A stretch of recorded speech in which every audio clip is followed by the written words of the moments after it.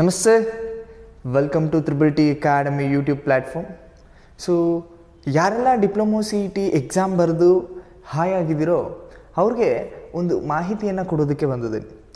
So ಎಲ್ಲರೂ D C E T exams ಬರೆದು ಆರಾಮಾಗಿದ್ದೀರಾ ಅಂತ ಅಂದ್ಕೊಂಡಿದ್ದೀನಿ. ನಿಮ್ಮ ರಿಸಲ್ಟ್ಸ್ಗೋಸ್ಕರ ವೆಯ್ಟ್ ಮಾಡ್ತಿದ್ದೀರಾ. ಸೊ ಈ ಸಂದರ್ಭದಲ್ಲಿ ಏನು ಮಾಡಬೇಕು, what next after D C E T exams? So D C E T exams ಆಯಿತು, ಆದ ನಂತರ ನಾನು ಏನು ಮಾಡಬೇಕು? ಸೊ ನೆಕ್ಸ್ಟು ನಾನು ಇಂಜಿನಿಯರಿಂಗ್ ಕಾಲೇಜಿಗೆ ಸೇರಬೇಕಾದ್ರೆ ನಾನು ಏನು ಪ್ರಿಪೇರ್ ಆಗಬೇಕು? ಮೊಟ್ಟ ಮೊದಲಿಗೆ ತಯಾರಿ ಮಾಡ್ಕೊಬೇಕಾಗಿರ್ತಕ್ಕಂಥದ್ದು ನಿಮ್ಮ D C E T document ವೆರಿಫಿಕೇಷನ್ಸ್ಗೆ ಎಲ್ಲ ಡಾಕ್ಯುಮೆಂಟ್ಸ್ನು ನೀವು ರೆಡಿ ಮಾಡಿ ಇಟ್ಕೊಂಡಿರಬೇಕು. ಸೊ ಯಾವ್ಯಾವ ಡಾಕ್ಯುಮೆಂಟ್ಸ್ ಬೇಕು ಅನ್ನೋದು ನಾನು already D C E T entrance exam start ಆಗೋಕ್ಕೆ ಮುಂಚೆನೇ ಹೇಳಿದ್ದೀನಿ. ಬಟ್ ಸ್ಟಿಲ್ ಡಾಕ್ಯುಮೆಂಟ್ ವೆರಿಫಿಕೇಷನ್ಸ್ಗೆ ನೀವು ಹೇಗೆ ತಯಾರು ಮಾಡಬೇಕು, ಯಾವ ಡಾಕ್ಯುಮೆಂಟ್ಸ್ ಬೇಕು ಅನ್ನೋದ್ರ ಕುರಿತಾದಂತೆ ಮಾಹಿತಿಯನ್ನು ಕೊಡ್ತೀನಿ. ಮೊದಲನೇದಾಗೆ ಈ ಡಾಕ್ಯುಮೆಂಟ್ಸು ಎಲ್ಲ ಕ್ಯಾಟಗರಿಯವ್ರಿಗೂ ಕಾಮನ್ ಆಗಿರುತ್ತೆ.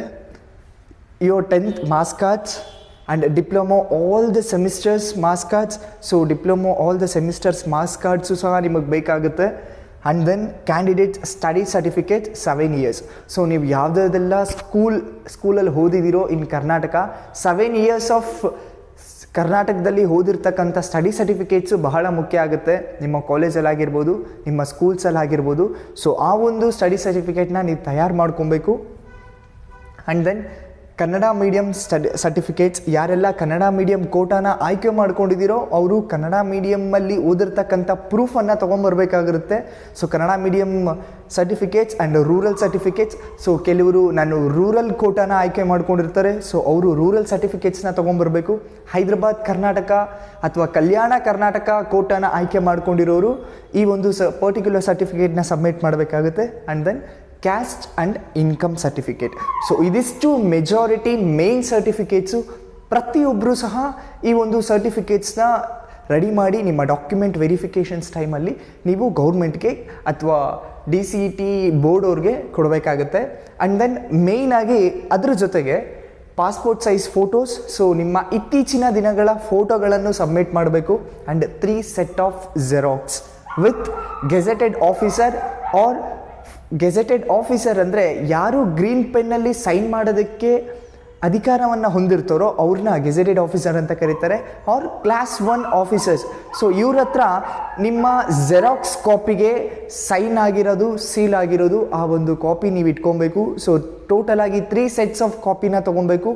ಒಂದು ನೀವು T C K E Karnataka examination ಅಥಾರಿಟಿಗೆ ಸಬ್ಮಿಟ್ ಮಾಡ್ತೀರಾ, ಇನ್ನೊಂದು ನಿಮ್ಮ ಇಂಜಿನಿಯರಿಂಗ್ ಕಾಲೇಜಿಗೆ ಸಬ್ಮಿಟ್ ಮಾಡ್ತೀರಾ. ಸೊ ಎಲ್ಲ ಒರಿಜಿನಲ್ ಡಾಕ್ಯುಮೆಂಟ್ಸು ಸಬ್ಮಿಟ್ ಮಾಡ್ತೀರಾ. ಸೊ ಹಾಗಾಗಿ ನಿಮಗೆ ಗೆಜೆಟೆಡ್ ಆಫೀಸರ್ ಸೈನ್ ಆಗಿರೋ ಡಾಕ್ಯುಮೆಂಟೇಷನ್ಸು ಒಂದು ನಿಮ್ಮ ಹತ್ರ ಉಳಿಯುತ್ತೆ. ಸೊ ಇದಿಷ್ಟು ಮೇಯ್ನಾಗಿ ನಿಮ್ಮ D C E T verifications ಟೈಮಲ್ಲಿ ಕೇಳೋವಂಥ ಡಾಕ್ಯುಮೆಂಟ್ಸ್ಗಳು. ಸೊ ನಿಮ್ಮ ಇಂಜಿನಿಯರಿಂಗ್ ಕಾಲೇಜ್ನ ಸೆಲೆಕ್ಟ್ ಮಾಡೋಕ್ಕಿಂತ ಮುಂಚೆ ಫಸ್ಟ್ ಸ್ಟೆಪ್ಪು ಈ ಡಾಕ್ಯುಮೆಂಟ್ ವೆರಿಫಿಕೇಷನ್ ಪ್ರೊಸೆಸ್ನ ನೀವು ಕ್ಲಿಯರ್ ಮಾಡಬೇಕಾಗುತ್ತೆ. ಸೊ ಯಾರೆಲ್ಲ ಈ ಒಂದು ಕಾಲಘಟ್ಟದಲ್ಲಿ ಡಾಕ್ಯುಮೆಂಟ್ಸ್ ರೆಡಿ ಇಲ್ವೋ ಅವರು ಡಾಕ್ಯುಮೆಂಟ್ಸ್ನ ತಯಾರಿ ಮಾಡ್ಕೊಳ್ಳಿ. ಹಾಗೆ ಮತ್ತಷ್ಟು ಅಪ್ಡೇಟ್ಗೋಸ್ಕರ stay tune. Thank you. Have a nice day.